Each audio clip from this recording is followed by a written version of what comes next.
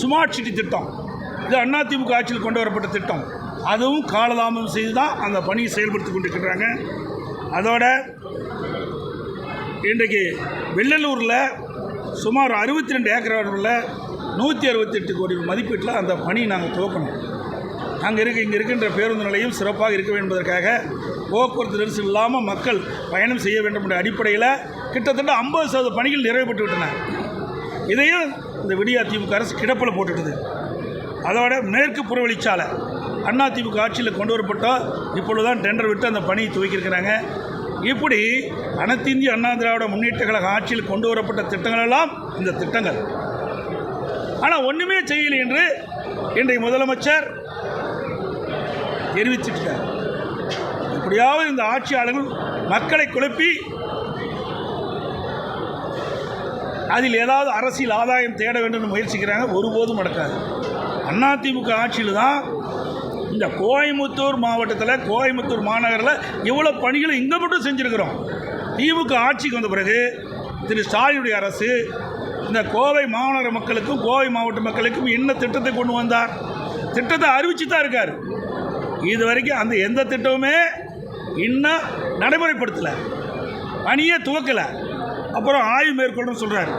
எல்லா இடத்துக்கும் ஆய்வுக்கு போகிறேங்கிறார், பல மாவட்டத்துக்கு ஆய்வுக்கு போகிறேங்கிறார். நாளை கூட பெரம்பலூர், அரியலூர் போவதாக பத்திரிகை செய்தி. இந்த ஆட்சியில் திரு ஸ்டாலின் தலைமையில் இருக்கிற அரசாங்கத்தில் எந்த திட்டமும் அறிவிக்கலை, எந்த பணியுமே நடக்கலை. எப்படி போய் ஆய்வு பணி மேற்கொள்ள முடியும்? அதிமுக ஆட்சியில் இவ்வளவு திட்டங்களை அறிவித்து பணிகள் நிறைவேற்றப்பட்டு நாங்களும் திறந்தோம்.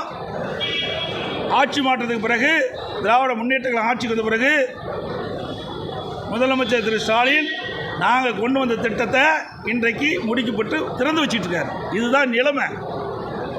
அதோட இன்னொன்று சொல்கிறாரு,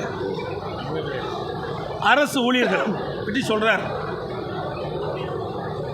இன்றைக்கு பத்திரிகையில் வந்திருக்குது, நேற்று தினம் வந்திருக்குது. 7 பக்கம் கொண்ட யாருடைய கையெழுத்தும் இல்லாத மொட்டையாக சில செய்திகள்லாம் அரசு ஊழியர் பற்றி வெளியிட்டிருக்காங்க திமுக. அப்படின்னா ஊடகத்திலையும் பத்திரிகையிலையும் எனக்கு கிடைத்த தகவல். அதில் 2 நாட்களுக்கு முன்பு நான் திருச்சி சென்றிருந்தேன். உங்களை போல் இருக்கின்ற நிருபர்கள் கேள்வி கேட்டாங்க. அரசு ஊழியர்கள் சில கருத்துக்களை தெரிவிச்சிருக்கிறாங்க, அந்த கருத்துக்கு நீங்கள் என்ன பதில் சொல்கிறீங்கன்னு கேட்குறாங்க.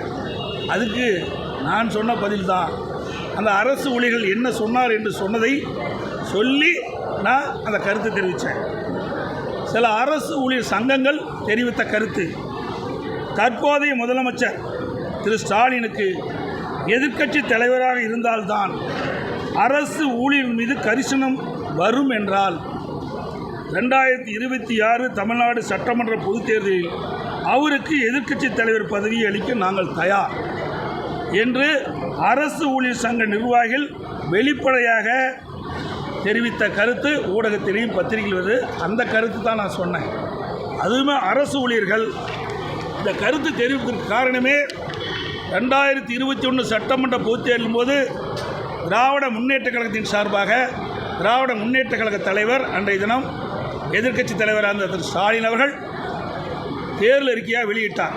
அந்த திராவிட முன்னேற்ற கழக தேர்தல் அறிக்கையில் வாக்குறுதி எண் 309, புதிய ஓய்வு திட்டம் கைவிடப்பட்டு பழைய ஓய்வு திட்டம் மீண்டும் நடைமுறைப்படுத்தப்படும் அரசு ஊழியர்களுக்கு. அறிவிப்பு எண் 311, 20,000 இடைநிலை ஆசிரியர்களின் கோரிக்கை ஏற்று சம வேலை சம ஊதியம் வழங்க நடவடிக்கை எடுக்கப்படும். ஆசிரியர் பணிகாலத்தில் மேற்படிப்பு முடிந்த ஆசிரியர்களுக்கு ஊக்கத்தொகை வழங்கப்படும். திமுக தேர்தல் அறிக்கையில் அறிவிப்பு 312 ஊதிய உயர்வு, பணி உயர்வு முரண்பாடுகள் குறித்த கோரிக்கையில் ஆய்வு செய்ய குழு அமைக்கப்பட்டு விரைவில் நிவாரணம் கிடைத்திட ஆவணம் செய்யப்படும். இந்த கோரிக்கையை வலியுறுத்தி தான் அரசு ஊழியர்கள் போராட்டம் நடத்துகிறாங்க, அரசு கோரிக்கை வச்சுட்டு இருக்கிறாங்க. 42 மாதம் கடந்து போச்சு, இன்னும் நிறைவேற்றப்படவில்லை என்ற காரணத்திற்காகத்தான் அவர்கள் அந்த கருத்து சொன்னாங்க. நிருபர்கள் இந்த கருத்தின் அடிப்படையில் எனக்கு கேள்வி கேட்டாங்க, அதுக்கு நான் பதில் சொன்னேன். அதுக்கு என்னென்னமோ முதலமைச்சர் என்னை பற்றி விமர்சனம் செய்கின்றார். நிறைவேற்ற முடியாத வாக்குறுதிகளெல்லாம் அளித்து 2021 சட்டமன்ற பொதுத் தேர்தலின் போது நீங்கள் வெற்றி பெற்றீங்க. வெற்றி பெற்ற பிறகு தேர்தல் நேரத்தில் திராவிட முன்னேற்ற கழகத்தின் சார்பாக கொடுக்கப்பட்ட தேர்தல் வாக்குறுதியை நிறைவேற்றுவது தான் உண்மையான கட்சிக்கு அழகு. ஆனால் எப்படியாவது வெற்றி பெற வேணும் அப்படின்னு ஒரே நோக்கத்தோடு நிறைவேற்ற முடியாத அறிவிப்புகளை அறிவித்துவிட்டு இன்றைக்கு விழிபிதுங்கி நிற்கின்ற அரசாங்கம் திமுக அரசாங்கம். ஆகவே அரசு ஊழியர் கேட்கின்ற கேள்வி, தேர்தல் நேரத்தில் அரசு ஊழியர்களுக்கு கொடுக்கப்பட்ட வாக்குறுதியை நிறைவேற்றுங்கள் என்று. அதைத்தான் அவர்கள் கேட்டாங்க. அதற்கு அவர்கள் சொன்ன கருத்தை தான் நான் பிரதிபலித்தேன். அதோட இன்றைக்கு இந்த பகுதியில் பார்த்தீங்கன்னா தங்க நகை பூங்கா கொண்டு வரும்னு சொல்லியிருக்கிறாங்க முதலமைச்சர். இதை ஏற்கனவே அதிமுக அரசு இருக்கின்ற பொழுது இது அறிவிப்பு வந்துவிட்டது. அப்பொழுது நிலம் எடுக்கின்ற பிரச்சனை இருந்தது. அந்த பகுதியில்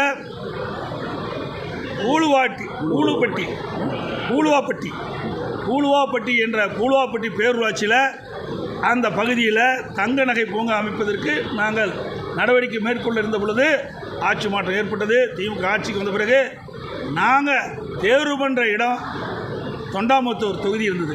அதை மாற்றி கிணத்துக்கடை தொகுதி கொண்டு போகிறாங்க. இதுதான் அவர்கள் செய்த வேலை, வேறு எதுவுமே செய்யலை. அதோட இந்த பகுதியில் இன்றைக்கு வீட்டு வசதி வாரியத்தின் மூலமாக வீட்டு வசதி வாரியம் வந்து சுமார் 3300 ஏக்கர் இந்த கோயம்புத்தூர் நகரம் மற்றும் பகுதியில் இந்த கோயம்புத்தூர் மாவட்டம் கோயம்புத்தூர் மாநகர பகுதியிலிருந்து வீட்டு வசதி வாரியத்திற்காக வீட்டு கட்டுவதற்காக 3300 ஏக்கர் நிலத்தை கையகப்படுத்தினாங்க. இப்போ முதலமைச்சர் வந்து சில பேருக்கு அந்த நிலத்தை விடுவித்த சொன்னாங்க. விடுவிக்கல. அவர்களெல்லாம் அந்த நிலத்தை வந்து தன்னுடைய சொந்த நிலத்தை வீட்டு வசதி வாரியம் எடுத்துக்கொண்டு விட்டது என்று நீதிமன்றத்துக்கு சென்று நீதிமன்றத்துடைய ஆணை பெற்று வந்தவர்களுக்கு தான் திமுக அரசாங்கம் அந்த நிலத்தை கொடுத்துருக்குது. மற்றவர்கள்லாம் கொடுக்கல. அதில் சுமார் 410 ஏக்கர் தான் இன்றைக்கு நீதிமன்ற தீர்ப்பின்படி அந்த நில உரிமையாளருக்கு ஒப்படைக்கப்பட்டிருக்குது. எஞ்சியவர்களெலாம் ஒப்படைக்கப்படவில்லை. ஆகவே இந்த அரசு கிட்டத்தட்ட 3300 ஏக்கர் நிலத்தை வீட்டு வசதி வாரியம் எடுக்கப்பட்டிருக்கிறது. அனைவருக்கும் அந்த நிலத்தை ஒப்படைக்கப்பட வேண்டும்.